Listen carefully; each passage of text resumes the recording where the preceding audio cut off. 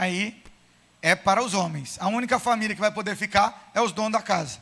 O resto é só para os homens. Nós precisamos desse momento. E ainda vou pedir para a Vera ficar lá dentro, né, Aristane? Vai ficar só nós lá fora, né? Conversando, partilhando. Se precisar chorar, não vai receber visita, ele está falando. No dia 8 ele não está recebendo visita. Então, a gente quer celebrar o Senhor, porque nós precisamos disso. Sermos fortalecidos no Senhor. Se você prestou atenção no Graça News, nós temos atividades para as crianças, nós temos atividades para os adolescentes, nós temos atividades para as mulheres, nós temos atividades para os homens, nós temos esse tempo. E Deus está despertando esses homens para um tempo de oração e de busca. E nós queremos que isso flua cada vez mais para o louvor e a glória de Deus. Amém? Então vamos celebrar o Senhor e bendizer ao nome de Deus. 2 Samuel capítulo 9. Quem achou, diga amém. Pouca gente. Procura aí, gente. Vamos para cima desse texto. 2 Samuel capítulo de número 9. Esse texto é muito precioso e abençoador. Diz assim a palavra do Senhor, versículo 1. 2 Samuel 9, versículo 1. Certa ocasião, Davi perguntou: resta ainda alguém da família de Saul a quem eu possa mostrar bondade, em outras versões, honra, por causa da minha amizade com Jonatas? Obrigado, Senhor, pela tua palavra, pela tua infinita misericórdia. Fala conosco, Deus, porque nós precisamos e necessitamos de ti. Todo sempre. Amém e glória a Deus. Mantém sua Bíblia aberta, que nós vamos viver essa trajetória de leitura, de partilhar esse texto. Mas olha o que está acontecendo aqui. O rei Davi já está governando sobre toda Judá e sobre todo Israel. O rei Davi já é um rei altamente conhecido. O rei Davi já é um rei que já tem vivenciado inúmeras vitórias. Davi já está como rei de toda aquela região. E Davi está fazendo uma declaração meio estranha. Davi está sentado no trono, Davi está no seu palácio, Davi está ali em algum ambiente ali, e ele está se perguntando algo.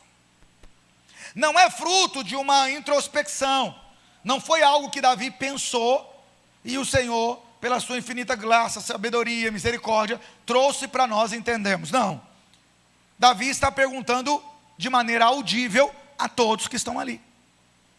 Davi está declarando isso diante de todo mundo. Há um questionamento no coração do rei, há uma dúvida que precisa ser sanada. Olha o que Davi está perguntando: resta ainda alguém da família de Saul a quem eu possa mostrar bondade, por causa da minha amizade com Jonatas? Antes de falar do desenrolar dessa história, e entrarmos na história de um homem chamado Mefibosete, nós precisamos falar dessa amizade com Jonatas. Nós precisamos entender por que Davi deu tamanha importância a essa amizade. Porque Davi está honrando alguém por causa da amizade com Jonatas. Davi não está sendo diretivo. Davi não está sendo singular em uma pessoa. Davi não está dizendo, vai buscar o Daltinho. Davi não está dizendo, vai buscar o Júnior. Davi não está dizendo, vá buscar a Sabrina, vá buscar... Não, Davi não está dizendo isso. Davi está dizendo, eu preciso de alguém. Precisa ser da família de Saul. E eu vou honrar essa pessoa por causa da minha amizade com Jonatas.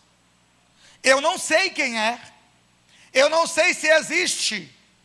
Mas se existir, não importa se seja homem ou mulher, criança ou adulto, se for da família, por causa de Jonatas, eu vou honrá-lo.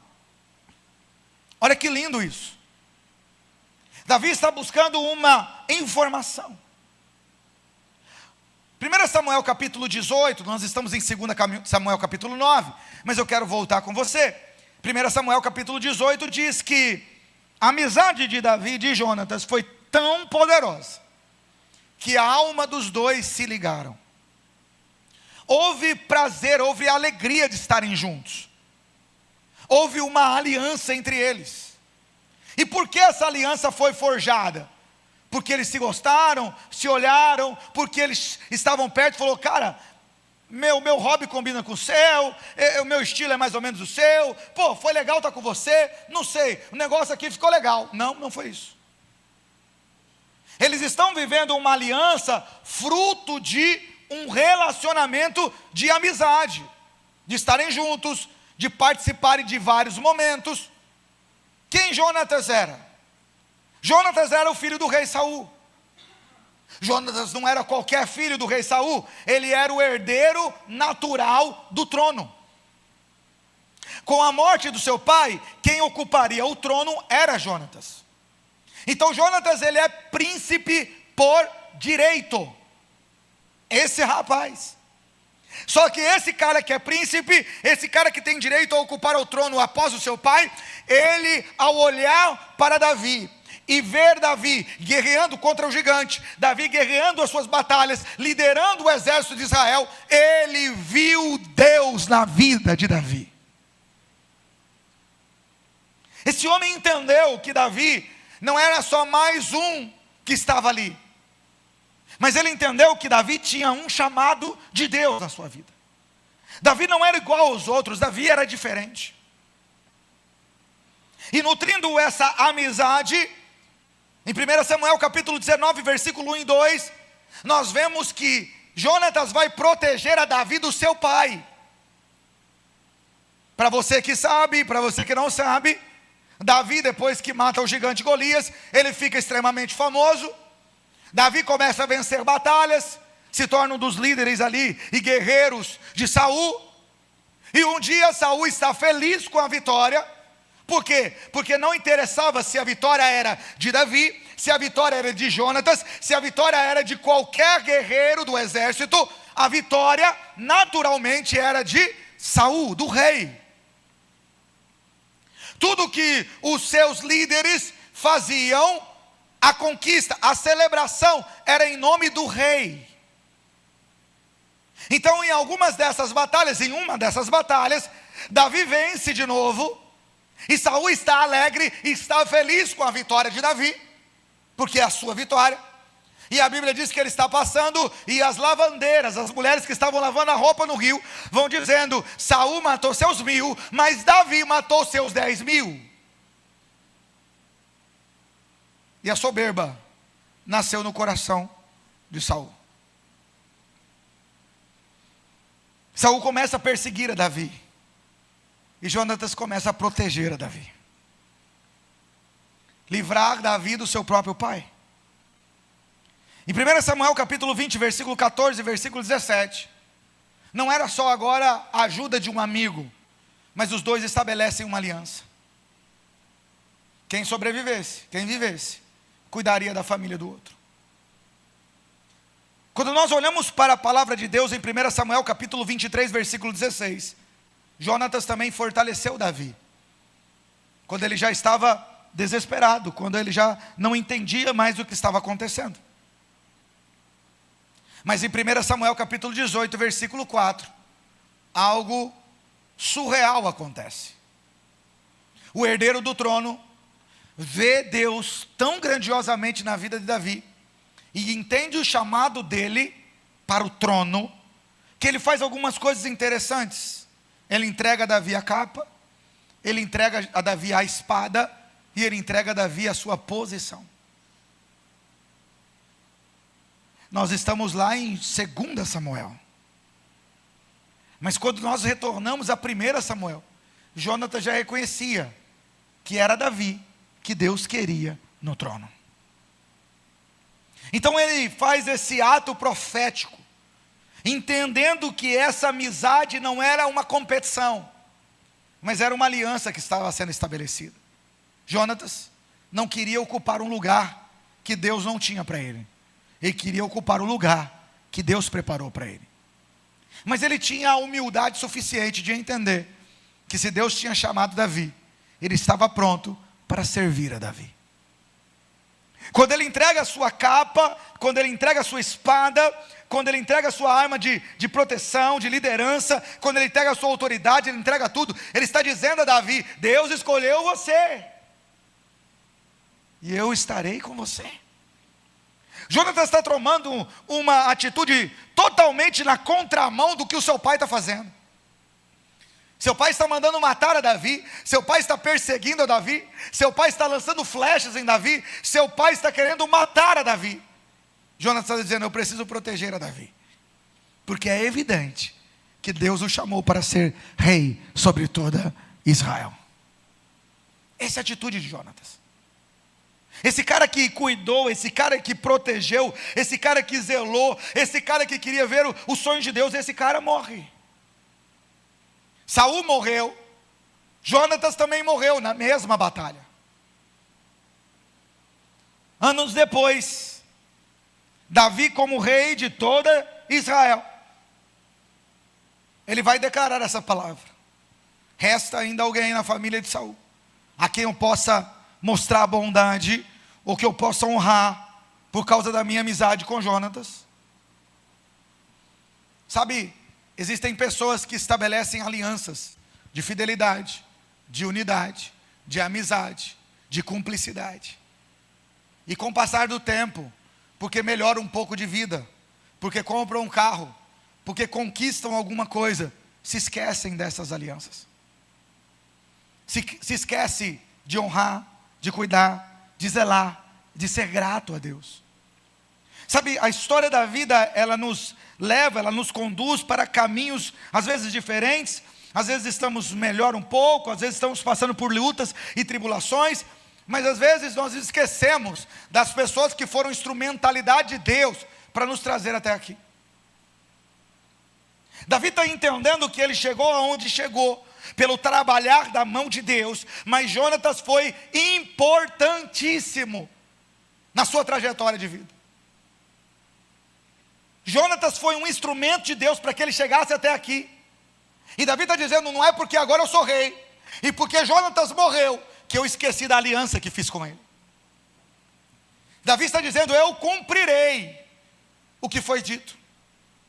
Se eu posso viver essa realidade, alguém me ajudou, alguém me auxiliou, alguém foi instrumento nas mãos de Deus, para que eu pudesse viver essa realidade. E aí eu aprendo algumas coisas com esse texto.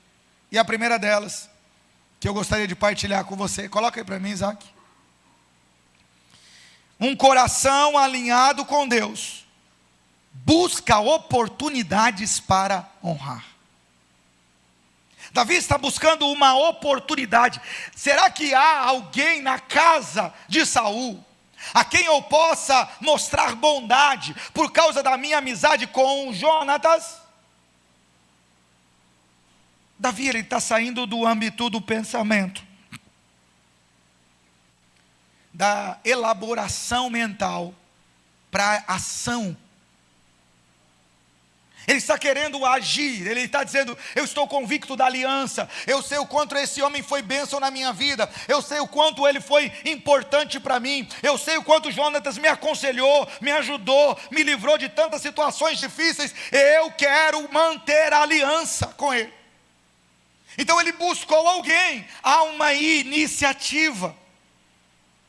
Sabe, o que eu acho lindo desse texto, é que quando você vai ver no original a palavra bondade, para que eu possa mostrar bondade, é a mesma que honra, e ela é a mesma que graça.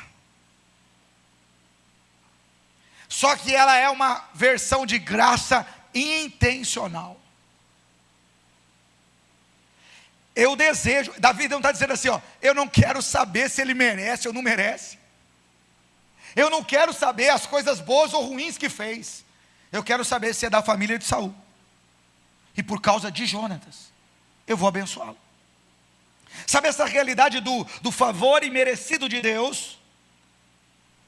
Muitas das vezes nós não conseguimos viver isso, porque vivemos em uma sociedade reativa. Toque quem está do seu lado e fala assim: nós somos muitas vezes, mas muitas vezes, reativos. Presta atenção nisso. Como é isso, pastor? Davi não reagiu, Davi procurou. Mefibosete não fez algo que chamou a atenção de Davi, e porque ele fez algo para o rei agora se atentou o coração para ele. Não, o rei nem sabe da sua existência.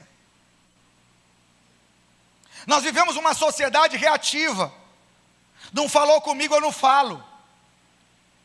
Respondeu errado comigo, eu não respondo. Pisou no meu calo, vai ver quem eu sou. Nós vivemos em uma sociedade altamente agressiva. Nós vivemos em uma sociedade que não tem disposição para honrar, que esquece do seu passado, que esquece da sua história. Nós vivemos uma sociedade de desonra. Mas Deus nos colocou nesse ambiente para que nós possamos ser luz do mundo e sal da terra. Isso fala o quê? Fazer a diferença. Esse ambiente é onde as pessoas vivem uma realidade só de reação. Porque ele cuidou de mim, eu vou cuidar dele. Não, mas porque ele me amou, então eu o amo. Não, mas porque ele fez isso, e por isso casamentos estão dilacerados. Porque há uma realidade, vi terça-feira aqui no culto, há uma expectativa exacerbada sobre aquilo que o outro precisa fazer para suprir as minhas necessidades. Quem supre o vazio existencial do ser humano não é o marido nem a esposa, é Deus. É a realidade de entender que na caminhada conjugal nós viveremos desafios, porque somos diferentes.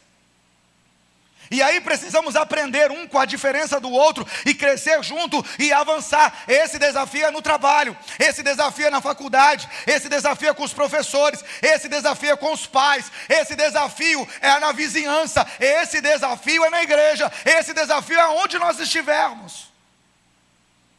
Porque nos relacionamos com pessoas, e pessoas diferentes. Mas qual disposição? Só reagir? Ou a nossa disposição é procurar? Ou a nossa disposição é impactar? Ou a nossa disposição é marcar? Será que nós só queremos ser marcados? Marcados pelo amor, marcados pela atenção, marcados pela graça, pela misericórdia. Será que nós queremos ser marcados? Quando nós erramos, quando nós falhamos, quando nós agimos de forma errada, nós queremos paciência, nós queremos que a pessoa tenha tranquilidade, nós queremos ser ouvidos, nós queremos ser abraçados, nós queremos ser amados, nós precisamos de ajuda, mas quando nós nos posicionamos, a gente não quer nada. O coração disposto ao discipulado. Vivemos em uma sociedade que sabe apontar o dedo, mas não tem um coração disposto a ser confrontado, discipulado, trabalhado, ajustado e alinhado. Davi está indo na contramão da cultura. O que a cultura dizia? A cultura dizia que quando um rei assume o poder, a primeira coisa que ele faz, ou das primeiras coisas que ele faz, é matar todos os descendentes do rei antigo. Porque ele teria que matar os descendentes do rei anterior? Porque se eles eram filhos do rei, eles também eram herdeiros. Então quem assumiu o trono, não sendo daquela família, matava toda a família. Para que não houvesse alguém que diante do povo viesse requerer o trono, e requerer o trono tinha um desafio, e requerer o trono está dizendo que ele poderia perder, e toda a sua descendência perderia. O natural era Davi identificar aonde estava a descendência de Saul, e matar a todos. Essa é uma realidade natural nos animais. Se você pegar uma alcateia de lobos, assim que um assume o controle, ele mata os filhotes do outro, do anterior. Assim é entre os leões, assim é entre vários animais. Quando um assume o controle, ele mata os filhotes, porque os filhotes são herdeiros do trono. E se ele assumir o trono, ele quer que os seus filhos sejam descendentes do trono. Ele quer que a sua realeza, a sua descendência, seja de reis. Davi não vai para essa linha. Davi vai por outra vertente. Davi está dizendo: eu quero honrar alguém que fez parte do governo anterior. Mas não tem nada a ver com Saul. Não tem nada a ver com o que Saul construiu. Tem tudo a ver com a postura de Jonatas. Tem atitude que nós tomamos, que elas vão trazer honra para nós. Tem atitude que nós estamos tomando hoje, que nós não colheremos delas, mas os nossos filhos vão colher dela. Tem situações que nós estamos vivendo, ou de bênção, ou de escassez, que é uma plantação dos nossos pais. Às vezes tiveram muita sabedoria em nutrir, em preparar, em conduzir, e hoje nós estamos colhendo. Mas às vezes não tiveram sabedoria, gastaram nos vícios, em tantas coisas, e não deixaram nada, e hoje vivemos uma escassez. Essa realidade de perceber o que Davi está fazendo é lindo, porque para muitos hoje honra é bajulação. Para muitos hoje honra é simplesmente a realidade de dizer: ai, eu estou pegando e adulando aquela pessoa. Não, honra é um princípio do reino de Deus, e por isso ele não é sentimento, ele é uma decisão declarada. Gratidão não é só memória, é uma ação, irmãos. E quando nós nutrimos o Senhor Deus no coração, nós precisamos viver o princípio da gratidão e da honra. E isso começa onde? Dentro de casa. Honra teu pai, a tua mãe, que é o primeiro mandamento com promessa. Isso é tão importante e especial, que está lá em Êxodo no capítulo 20, mas está lá em Efésios, está no Novo Testamento e está no Antigo Testamento. Isso foi dito e repetido pelo Senhor, dizendo: é válido para o Antigo Testamento, é válido para o Novo Testamento, e tem uma promessa de Deus para a sua vida: quem honra pai e mãe viverá, e viverá mais, mas viverá bem.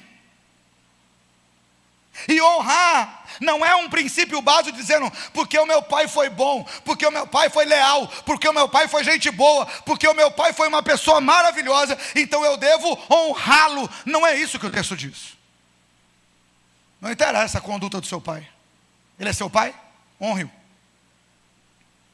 Pastor, mas o senhor não conhece a brutalidade, o senhor não conhece a situação, o senhor não conhece as escolhas que meu pai fez. Não, eu conheço a escolha que você fez. Você fez a escolha de conhecer o verdadeiro pai, que é Cristo Jesus. Ele inundou o seu coração com a graça, com a misericórdia, com amor. Ele te perdoou dos seus pecados, ele te tirou do lamaçal do pecado e te levou para uma realidade de ser filho. E filho é herdeiro, herdeiro de um novo céu e de uma nova terra. Deus está mudando a sua história, transformando a sua realidade, e te deu uma identidade de filho de Deus. Então você precisa transbordar desse amor. Seu pai que não tem boas condutas, ou seu pai que não fez tudo certo na vida, ele precisa encontrar um Jesus que liberta, restaura, transforma. E Deus deu esse privilégio a você, para ser um canal do amor, da misericórdia e da graça de Deus, para impactar a vida da sua família. Então honra seu pai. Valorize aquelas que te ajudaram no passado. Irmão, nós só chegamos até aqui hoje porque pessoas foram instrumentos de Deus para nos abençoar. Nós só conseguimos caminhar uma próxima milha porque pessoas foram instrumento de Deus para nos trazer até aqui. E eu começo lá do seu jardim de infância, do seu pré, porque na minha época era pré, né? Agora é outra coisa, infantil 1 acho que é. Não lembro qual que é agora. Mas na minha época era o prézinho. E depois primeira série, segunda série. Na minha época ia até a 8ª série, agora tem o 9º ano. Quantos professores foram fundamentais na sua vida? E sabe qual os professores que você guarda na memória? Os mais chatos. Porque eram os que mais tinham desejo que você aprendesse. Por isso eles pegaram do seu pé. Por isso que eles não desistiram de você. Por isso que eles desejaram falar um dia mais, falar de novo e falar de novo. Sabe, irmãos, eu glorifico a Deus pelas mães chatas, as mães insistentes, as mães que chamam atenção, as mães que falam mesmo. Eu glorifico a Deus por elas, porque elas são um instrumento de Deus para demonstrar amor por nós. E a demonstração de amor vai para o nível Você está vendo o filho fazer coisa errada, você fala, sai daí. Você vai vendo ele fazer coisa errada, fala, por favor, já falei, sai daí. E daqui a pouco a mãe está dizendo, você não está ouvindo não, você está surdo, gente. Sai daí. Ela está dizendo, eu não vou desistir, eu não vou deixar que você faça isso. Você é precioso para mim. Você vai ver as pessoas que chegam aos mais altos cargos, tiveram uma mãe que chamou atenção. Você vai dizer, meu pai foi tranquilo, mas minha mãe, meu Deus do céu. Que bênção, que glória, que maravilha. Essa realidade de não desistir. Olha o que Deus vai falar, sabe? Que eu corrijo e eu castigo aqueles que eu amo. O próprio Deus está dizendo, tem correção e tem castigo para quem eu amo. A realidade do cuidado de Deus. Nós precisamos ser gratos e gratidão com atitude.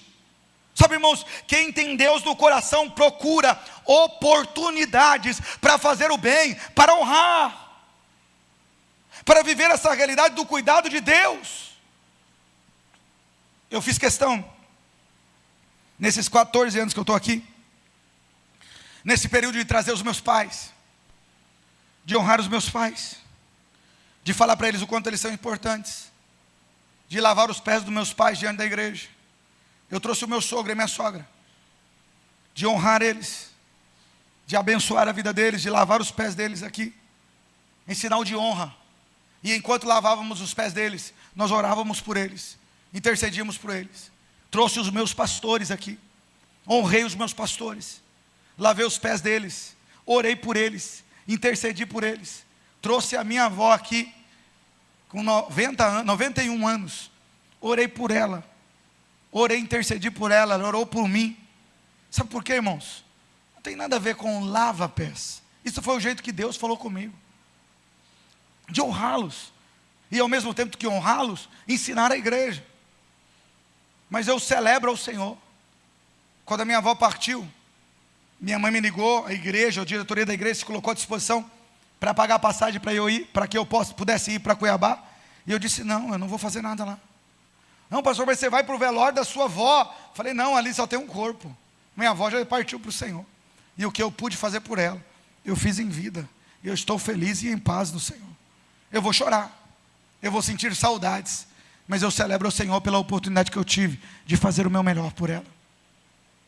Sabe, essa oportunidade de você reconhecer, eu só cheguei até aqui porque Deus cuidou de mim e colocou pessoas especiais que investiram na minha vida, que sonharam comigo, que pensaram em mim. Eu falei de manhã, pensa num pastor de 28 anos, chegando em uma igreja, vivendo uma dificuldade grandiosa. De repente nós temos uma piscina aqui para batizar as pessoas. A igreja está lotada de gente, mais ou menos umas 80, 90 pessoas naquele dia. De repente toda a equipe que vai se batizar está comigo na sala. Eles estão ali com a roupa de batismo. Nós estamos orando, nós estamos intercedendo. Eu passo todas as orientações. E de repente chega um homem embriagado. Ele vinha na igreja com a esposa, ele fez o curso de batismo, mas aquele dia ele bebeu. Ele colocou uma bala de house na boca, pensando que ninguém estava percebendo.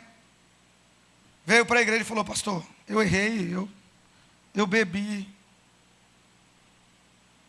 Eu quero mudar, eu quero ser transformado. Eu preciso de mudança. Eu quero viver o novo de Deus. E dentro daquela sala todo mundo falando, todo mundo conversando. Pastor, ele está embriagado, pastor. Eu estava vendo, irmão. Eu estava sentindo. Não precisava ninguém me falar. Mas as pessoas queriam comunicar isso. De repente eu tirei todo mundo da sala.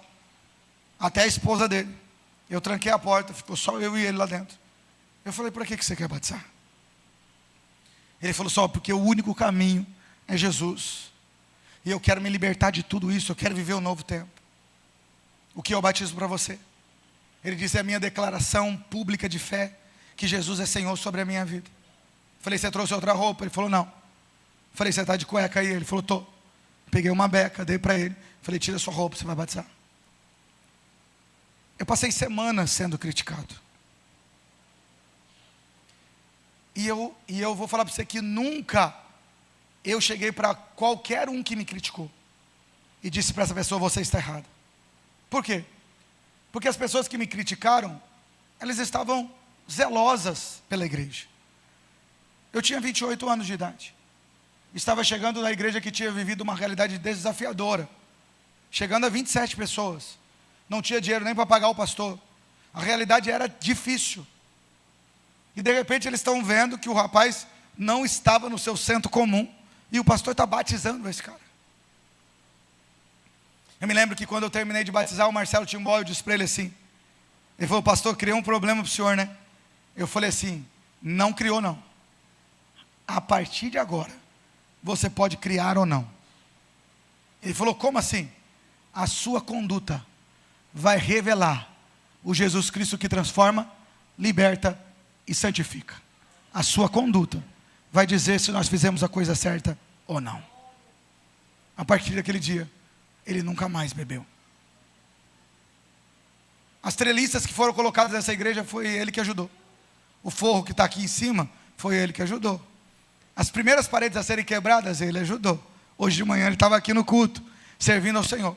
Depois dele, veio ele, a esposa, depois veio o filho, depois veio a nora. Toda a sua família está na presença de Deus. São membros ativos dessa igreja. Estão junto ao Senhor há 14 anos, desde o seu batismo. Será que não testemunhou o cuidado de Deus? Mas não foi o risco de responsabilidade. Foi a sensibilidade.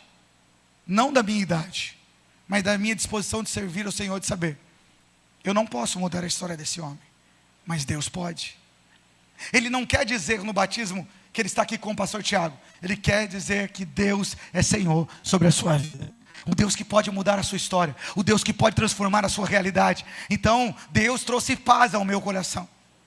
E eu pude levar essa realidade de transformação ali, ou aceitar, ou entender que naquele tempo era um tempo de mudança. Mas o que trouxe a convicção disso? A postura dele em Deus. Sabe, às vezes nós não entendemos o que Deus está fazendo ao nosso redor, mas Ele sempre está nos dando oportunidades de dizermos sim para as coisas do céu, e não para as coisas que não glorificam a Deus. É a realidade do cuidado de Deus. Será que nós estamos esperando nos lembrar de alguma coisa para que nós possamos honrar? Ou será que nós temos aproveitado esse momento da vida para abençoar pessoas, para cuidar de pessoas, para zelar de pessoas, para reconhecer o cuidado de Deus na vida de pessoas? Algumas semanas atrás, eu estive na convenção nacional e eu fui eleito para a diretoria nacional da nossa convenção. 7 membros são eleitos do Brasil e do mundo, das nossas convenções. 7 pessoas, e dessas 7 pessoas, eu fui um dos eleitos. Irmãos, depois que eu fui eleito, primeira coisa que eu fiz, passando um tempo ali, depois de cumprimentar as pessoas, eu liguei para a pastora Noemi. Sabe por que eu liguei para ela? Porque há 13 anos atrás, eu estava lá em Belo Horizonte, participando da minha primeira convenção nacional. E eu estava sentado do lado do meu pastor, pastor Marcos César Pereira, que já está com o Senhor. E nós estávamos votando naqueles que seriam líderes. E quando a votação iria começar, ele pegou na minha mão e falou: filho, um dia você estará lá, decidindo sobre missões no Brasil e fora do Brasil. E eu falei para ele: que isso, pastor? Ele falou: filho, você estará um dia lá.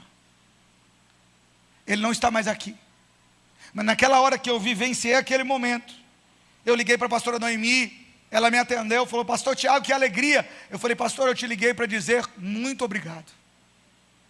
Ela falou: muito obrigado pelo quê? Eu falei: muito obrigado pelo exemplo, muito obrigado pelo cuidado, muito obrigado pelo zelo com as coisas de Deus, muito obrigado por me incentivar, me dar oportunidade, muito obrigado por cuidar da minha família, muito obrigado por cuidar do meu casamento quando eu precisei, muito obrigado pelo zelo de vocês, porque agora, pastora, pela misericórdia e graça do Senhor, eu estou lá na diretoria. Ela começou a chorar, e ela disse: sabe, Tiago, o Marcos tinha um sonho. Dos 27 que ele enviou, eu sou o número 17. dos 27 que ele enviou, ele sonhava que um deles pudesse chegar à diretoria nacional e influenciar o trabalho de missões e da nossa denominação no Brasil e fora do Brasil. E você chegou lá. Mas eu quero te dizer que eu estou chorando. E chorando muito, porque ele tinha 2 sonhos. O primeiro é que um dos que ele enviou estivesse na diretoria, e o segundo era ser vô. E hoje você foi eleito, e hoje nasceu o neto dele. Ele não está aqui para ver, mas é fruto de uma semente que ele plantou. Alguém me incentivou, alguém me levou, alguém me orientou, alguém cuidou de mim, alguém zelou de mim. Quando eu pensei que era difícil demais, alguém esteve comigo, às vezes da madrugada, às vezes de manhã, às vezes de tarde. Alguém estava ali zelando da minha vida. Nós temos que ter a disposição disso. Quantas vezes seu pai ou sua mãe ficaram de madrugada com você, doente? Quantas vezes os seus avós foram instrumento de bênção? Quantas vezes nós não valorizamos o cônjuge? Está do nosso lado, caminhando conosco, sofrendo as mesmas adversidades, vivendo as mesmas lutas e tribulações, e às vezes não valorizamos. Sabe por quê? Porque às vezes é egoísmo centralizado no nosso coração. Às vezes é o nosso eu que quer falar mais alto. Sabe o que eu aprendo com esse texto? 2, Isaac, que toda vez que eu mudo aqui ele volta. Deus alcança pessoas em lugares de esquecimento. Olha o versículo 2.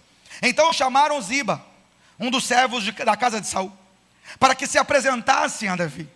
O rei lhe perguntou: você é Ziba? Sou eu teu servo, ele respondeu.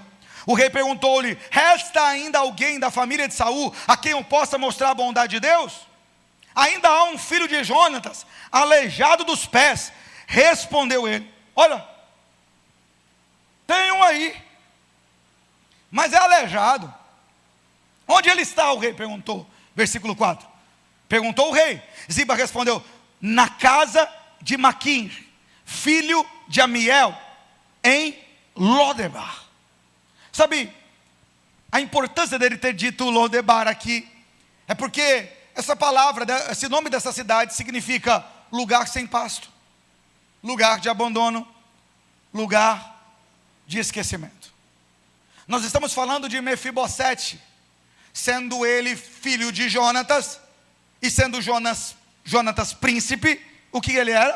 Príncipe também. O que ele era? Um escolhido. Depois do seu pai, quem assumiria o trono? Ele. Mas agora ele estava escondido, agora ele estava ferido, agora ele estava esquecido. Por quando Jerusalém foi invadida, lá em 2 Samuel capítulo 4, ele foi levado para fora, ainda bebê, caiu, ou a sua, que cuidava dele, caiu, e ele nessa queda quebrou as pernas. Mas ele foi levado para não ser morto. Mas ele está dizendo, tem alguém lá. E essa é a realidade de muitas pessoas. Às vezes vivemos, irmãos, uma realidade, às vezes emocional, de esconderijo. Às vezes por fora estamos sorridentes, bem aparentes, mas por dentro estamos feridos, machucados, presos ao passado. Quantas pessoas vivendo traumas, angústias, tristezas. Quantas pessoas perderam a sua identidade. Quantas pessoas vivem uma realidade de medo, de angústia. Quantas pessoas têm a convicção que foram esquecidas pela família, esquecidas por Deus, esquecidas de todo modo. Elas não conseguem ver um futuro, elas não conseguem ter uma esperança. Pessoas que desistiram de viver, desistiram de si mesma e não têm um propósito para a sua existência. Essa é a sociedade hoje. Sabe, eu quero fazer uma pergunta. Quem aqui nessa noite tem um pedido pessoal de oração? Não é pelo João, pelo Pedro, não é por alguém que não está aqui. Quem aqui nessa noite tem um pedido pessoal de oração?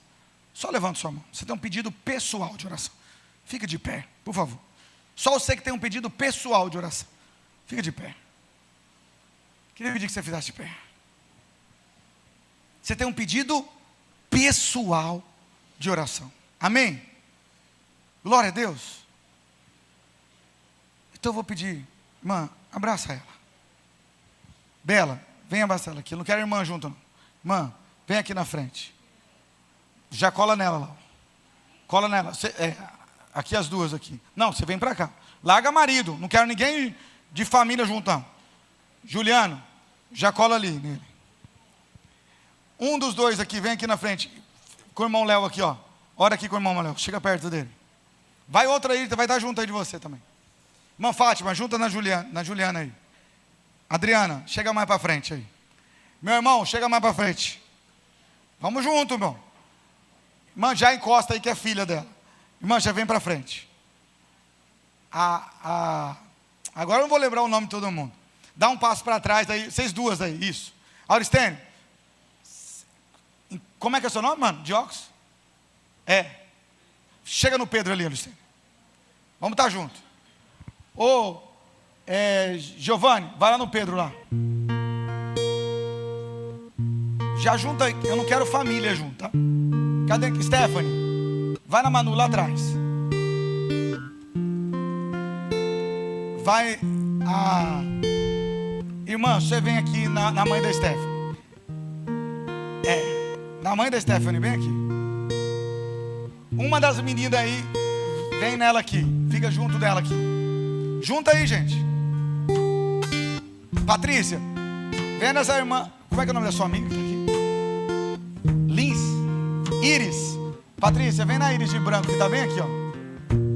Tá bem aqui. A Iris tá bem aqui na frente, aqui, ó, atrás. Cadê quem tem mais aqui que tá faltando? Vocês três?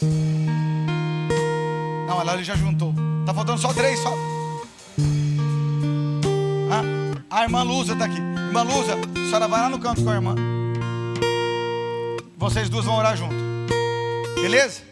Abraça essa pessoa que tá aí. Ficou alguém sem? A Larissa tá com a Sara lá. Já tá junto aí. Abraça ela. Ora por ela. Pode interceder, pode orar. Pergunta o nome da pessoa. Ora por ela, intercede. Se a pessoa quiser falar o pedido de oração, pode falar. Pode cantar. Nada novo achei pra dizer então. Como expressar minha gratidão? Posso até cantar alguma canção que vai minha então vou levantar as minhas mãos e louvar, pois tudo que tenho é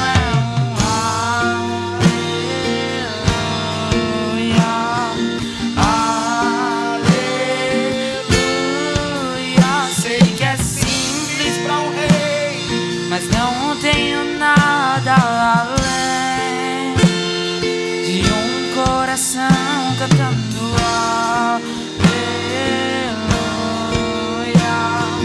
aleluia.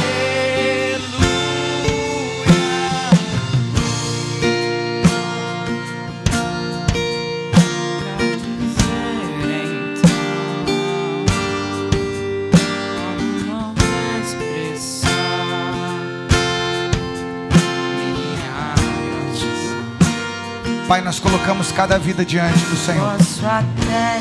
Obrigado por essa noite, pelo privilégio de estarmos juntos, orando e intercedendo um pelo outro, clamando, Deus, em nome de Jesus, por vida, vivendo essa aliança, essa unidade e esse tempo tão precioso.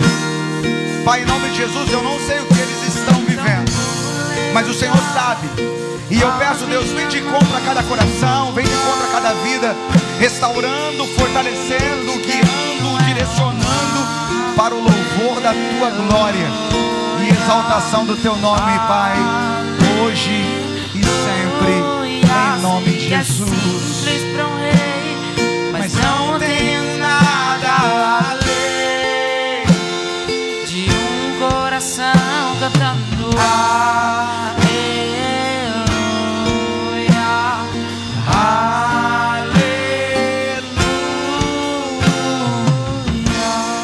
Dá um abraço forte nessa pessoa aí. E pode voltar para o seu lugar. Sabe o que eu aprendo com esse texto? É que a graça de Deus muda a sua posição, identidade e futuro. Na maioria das vezes nós podemos fazer uma dinâmica dessa no final de um culto. Mas intencionalmente fiz de manhã e fiz agora, sabe por quê? Porque eu se preocupar com o outro, ou marcar a vida do outro, ou fazer a diferença do outro, vai falar de se levantar da onde você está e ir até pessoas que às vezes você nem conhece. Viver o reino de Deus é essa realidade. E por isso eu entendo que a graça de Deus muda a sua posição. Porque essa realidade aqui, ela só acontece aqui. Em Júnior, aonde você pararia e você chegaria para uma pessoa que você nem conhece e daria um abraço nessa pessoa? Aonde você chegaria de uma pessoa que você nem sabe quem é e receberia uma oração dela? Esse ambiente é a igreja, e por isso eu glorifico a Deus pela oportunidade de termos online, para aqueles que estão doentes, para aqueles que estão feridos, para aqueles que estão viajando, beleza. Mas o privilégio de estar aqui é isso, é o contato, é a unidade. Quando Elias estava machucado, deprimido, Deus disse: levanta, vai até a cidade, eu tenho uma viúva que está preparada para te suprir.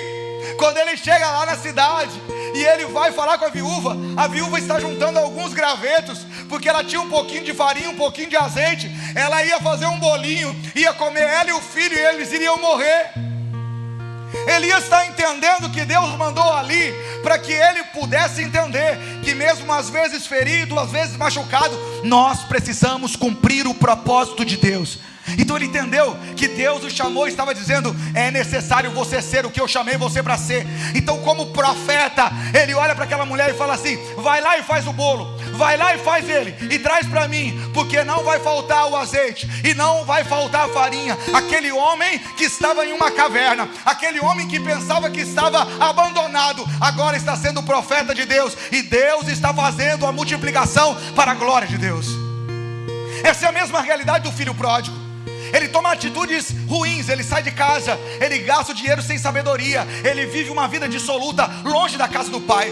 Mas um dia ele cai em si e ele vê que ele precisa voltar, porque na casa do pai tem abundância. E quando ele chega próximo à casa do pai, o pai está de braços abertos, dizendo: ei filho, esse é o seu lugar, esse é o lugar de arrependimento, de quebrantamento, mas esse é o seu lugar. E ele está dizendo: pai, me trata como um dos seus trabalhadores. O pai está dizendo: não, você é filho, você tem uma identidade, e essa identidade não foi tirada. Às vezes falhamos, às vezes pecamos, e às vezes ficamos entristecidos pela nossa inconstância. Mas o Senhor nos chama a um arrependimento, ao quebrantamento e à disposição de reconhecer as nossas falhas, as nossas decisões erradas, e voltar e dizer: pai, eu quero estar na tua presença, pai, eu quero desfrutar do seu cuidado, pai, eu quero viver os sonhos de Deus. Mefibosete vai viver esse turbilhão de emoções, porque Davi manda buscá-lo, e vão buscar. E o que eu disse para você? Que normalmente, qual que era a cultura da época? Matava-se a descendência do rei anterior. Olha o que diz a Bíblia no versículo 7, presta atenção, que lindo isso aqui. Olha que lindo esse texto, versículo 7. Não tenha medo. No versículo 6, para você entender. Quando Mefibosete, filho de Jonatas, neto de Saul, compareceu, olha o que ele fez: prostrou-se com o rosto em terra. Mefibosete, perguntou Davi. Ele respondeu: eis-me aqui, teu servo. Não tenha medo, disse Davi, pois é certo que eu o tratarei com bondade por causa de Jonatas, o seu pai. Vou devolver-lhe toda a terra que pertencia ao seu avô Saul, e você comerá sempre na minha mesa. Mefibosete prostrou-se e disse: quem é teu servo para que te preocupes com um cão morto como eu? Quando eu disse que nós precisamos viver a realidade de uma identidade restaurada, nós estamos falando disso. Como é que essa pessoa se via? Como é que ele se enxergava? Um cão morto, sem vida, sem propósito, sem direção, sem expectativa, sem esperança. Sabe, o que Davi está dizendo para ele? Não temas. Ele está dizendo, não tenha medo, a graça de Deus será sobre você. Ele está dizendo o que o teu servo fez, como foi, o que aconteceu. Ele está dizendo, não, graça é favor imerecido de Deus. Aquele homem, Mefibosete, esperava a morte, mas ele recebeu graça de Deus. Ele recebeu a misericórdia de Deus. Aquele homem está saindo de um ambiente de miséria. Aquele homem está sendo transportado para um ambiente de honra. Aquele homem está vivendo um tempo de restauração. Aquele homem que foi esquecido naquele lugar, aquele homem está vivendo a restauração da sua identidade. Quem é esse homem? Sou eu e você. A Bíblia diz que nós estávamos condenados à morte, mas o Senhor nos resgatou, nos libertou, nos transformou, nos deu novidade de vida. Mas nós precisamos tomar posse dessa identidade. Pensa, alguém que está vivendo na rua, alguém que está desfrutando só da rua, alguém que não tem um propósito, uma esperança, uma direção, alguém que se sente perdido, e de repente alguém chega para ele e diz assim: ei, você é o fulano? Ele fala: sou eu. Você é herdeiro de uma grande herança, mas você precisa levantar daí. Você precisa tomar posse da sua herança. Você precisa mudar a sua realidade. Você precisa buscar os seus direitos. Você precisa se posicionar. Mas aquela pessoa, mesmo consciente da herança, ele diz: eu quero ficar aqui, porque vai dar muito trabalho. Sabe o que a palavra de Deus nos chama? A tomar posse da herança. Tomar posse da herança é se posicionar. Eu sou filho de Deus, então eu vivo como filho de Deus. E o que é viver como filho de Deus? É imprimir o caráter do Pai. É poder viver uma realidade de vida que demonstre a minha postura, a minha caminhada, o projeto de Deus e o propósito de Deus para com o que? A minha vida, a sua vida e a sua casa. Coloca o 4 para mim, mano. Último ponto nessa noite é que quem recebe graça passa a viver uma nova realidade de vida. Uma nova realidade, um novo tempo. E ele vai dizer, Davi vai dizer: olha, presta atenção no que eu vou te passar. Versículos de números 8, 9, 10, 11, 12 e 13. Davi vai convocar Ziba, esse homem que tinha 13 filhos, e vai dizer: Ziba, você foi servo de Saul, será servo agora de Mefibosete. Todas as terras que eram de Saul estão a partir de hoje devolvidas a ele. Você tem 13 filhos, eles plantarão nessa terra, eles vão colher nessa terra, e todo o lucro da terra darão na mão de Mefibosete. Ele administrará tudo, mas você será aquele que vai trabalhar no campo.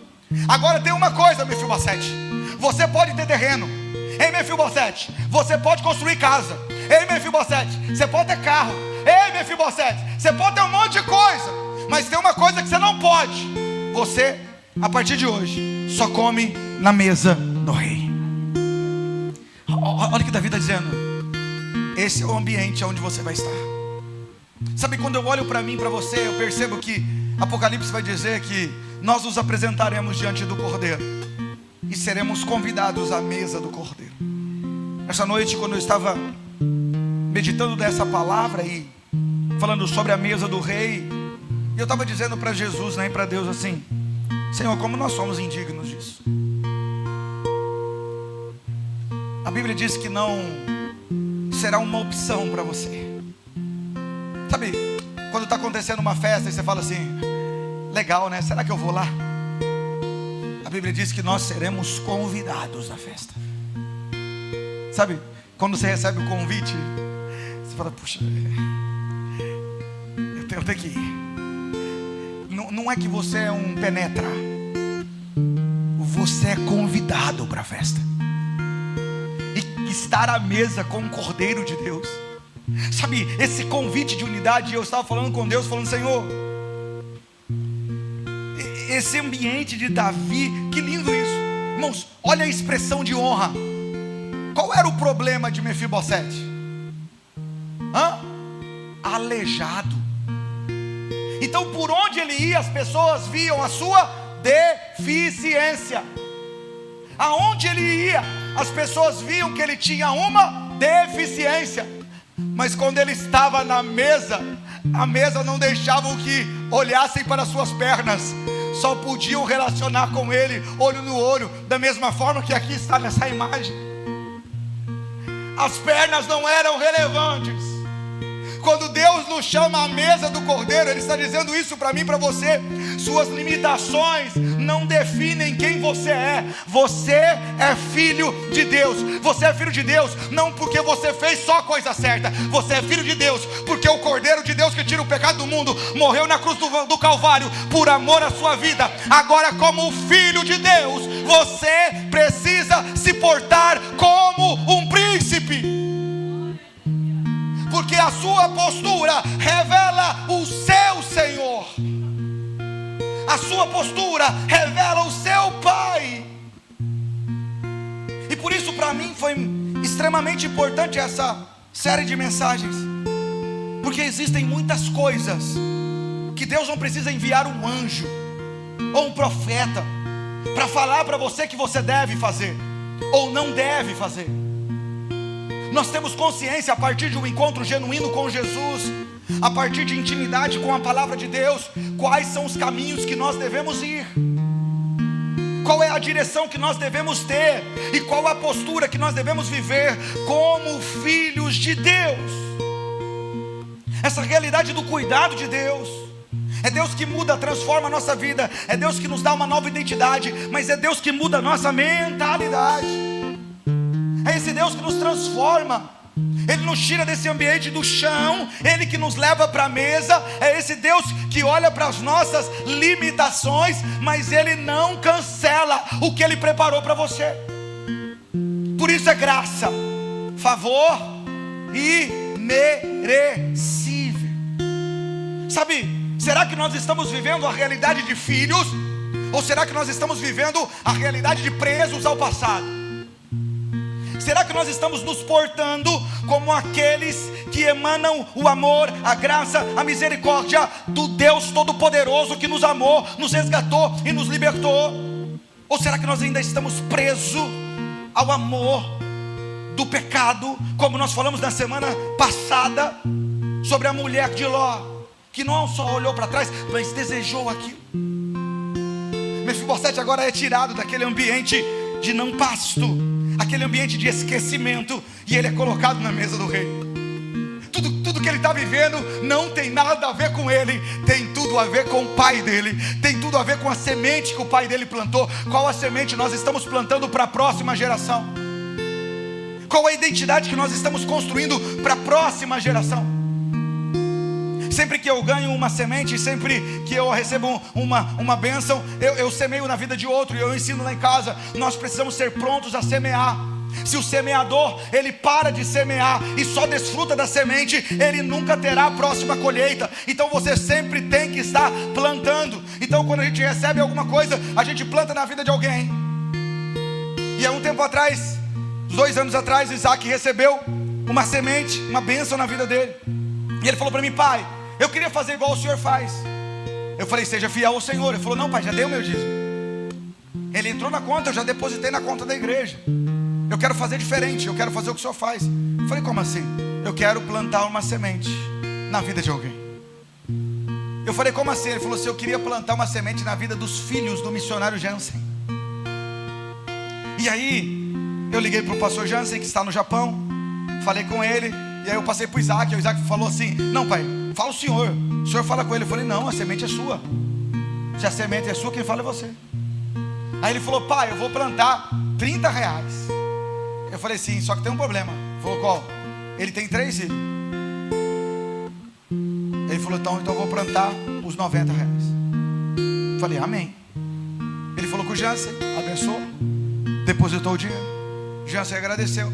E depois que eu fui falar com o Jansen para desligar, o Jansen estava emocionado. Eu falei: rapaz, está emocionado por 90 conto? Calma aí. Ele falou: não, eu estou emocionado porque eu sou missionário há muitos anos e nunca ninguém me ligou para semear na vida dos meus filhos. Como essa atitude está marcando os meus filhos. 2 anos se passaram. Nós nos encontramos agora no Mobiliza Brasil. Isaac estava comigo, Joaquim, Estela, mas o Jansen também estava com seus filhos. Acho que no último dia nós estávamos lá numa quadra lá, e eu ouvi ele chamando os filhos e falando assim, ó, tá vendo aquele menino ali? Foi ele que semeou na vida de vocês. 2 anos depois, a semente ainda está sendo contada. O que nós estamos plantando? Aonde nós estamos semeando? E eu não estou falando de recursos financeiros. Hoje você recebeu um abraço aqui, aquele que levantou. Que semente preciosa. Hoje você recebeu uma oração. Que semente preciosa. Hoje você teve alguém que ouviu um pedido de oração seu. Que semente preciosa. Mas também você abraçou. Também você se levantou. Também você ouviu alguém. A disposição de fazer a diferença na vida do outro não é para amanhã, começa hoje. Às vezes nós viemos a um culto, sentamos, ouvimos a palavra e vamos embora, porque temos tantas atividades, mas Deus quer que nós venhamos viver essa realidade. Não só de falar que eu vou me importar com o outro, mas me posicionar a essa atitude de ser instrumento de bênção na vida do outro. Quem tem o coração alinhado com Deus, não espera o mandamento, vive o caráter de Deus. Eu queria te convidar para se colocar de pé. Queria pedir que você colocasse a sua mão no coração.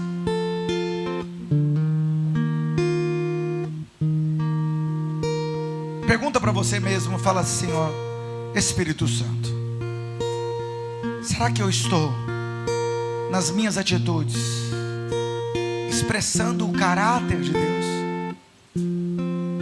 Será que eu estou nas minhas ações expressando o caráter de Deus? Deus nos chama a viver o caráter dele, o amor dele, a graça dele, para a glória e louvor do nome dele. Paizinho, nós nos rendemos diante de ti. Obrigado por essa noite, obrigado pela tua palavra, Pai, que nos leve a uma movimentação, que possamos olhar, ó Pai, o patrão diferente, os funcionários diferentes, que possamos olhar o professor de forma diferente, que possamos olhar líderes diferentes, que possamos olhar para os nossos pais de forma diferente, que possamos olhar para o cônjuge de forma diferente, que possamos olhar para os filhos de forma diferente, que possamos olhar para esse ambiente igreja com forma diferente, que possamos nos dispor, Deus, a fazer a diferença na vida do outro, que haja em nós uma ação prática de ouvir, de abraçar, de interceder, de clamarmos pelos outros. Pai, fomos chamados a fazer a diferença, fomos chamados, Deus, a ser instrumentos usados na tua mão, fomos chamados a viver para o louvor da tua glória, fomos chamados, Deus, a viver a realidade de uma vida como filhos, que expõe o caráter de Deus, o caráter de amor, de graça, de misericórdia, de transformação e de libertação. Nos ajuda, Senhor, nos direciona, nos guia e nos conduz, porque nós precisamos de ti. Pai, que hoje, que essa semana ainda possamos entender e compreender as oportunidades que o Senhor nos dá. Às vezes ficamos entristecidos, machucados, magoados com algumas coisas, mas o Senhor nos chama a nesse ambiente manifestar a tua glória. Deus nos chama nesse ambiente, às vezes, Deus, que fomos feridos, a manifestar o amor de Deus, a graça de Deus, a manifestar aquilo que estamos cheios da tua presença, cheios da tua graça, cheios do teu amor, porque é o Senhor que nos sustenta. E se o Senhor nos trouxe aqui nessa noite, é para nos dizer isso, que nós somos filhos amados de um Pai apaixonado, que nós somos filhos de um Deus maravilhoso, que caminha conosco, que anda conosco, que supre as nossas necessidades, que sara as nossas feridas e que muda a nossa história. Não há adversidade que nós não podemos enfrentar, não há luta que nós não podemos passar, não há batalha que nós não podemos vivenciá-la. Por quê? Porque nós somos bons? Não, porque o Senhor está conosco, porque o Senhor é o nosso guia, porque o Senhor é quem nos sustenta, porque o Senhor é quem nos guarda, porque o Senhor é quem nos direciona, porque o Senhor que está conosco. Senhor, vem sobre nós, transformando, sarando, libertando, porque nós precisamos de Ti. Que a graça do Senhor, que o amor de Jesus, que as consolações do Espírito Santo sejam derramadas sobre a nossa vida. Que tenhamos uma semana abençoada na presença do Senhor. Que possamos viver a realidade de uma vida que faz a diferença na vida do outro, que se importa com o outro e que é a manifestação da glória de Deus na vida daquela pessoa. Mesmo com as nossas falhas e imperfeições, que nos coloquemos à disposição do Senhor para marcar a vida, porque fomos marcados pelo Senhor e precisamos transbordar nesse amor, nessa graça e nessa misericórdia. Que Deus abençoe a sua vida, que Deus abençoe a sua casa, que Deus abençoe a sua família, que Deus te dê uma semana de bênção, guardados e dirigidos pelo Espírito Santo. Aplauda o Senhor e tenha uma semana de bênção. Abrace aí 10, 12 pessoas. Profetize uma semana de bênção sobre a vida do seu irmão, em nome de Jesus. Aleluia, aleluia. Em meu coração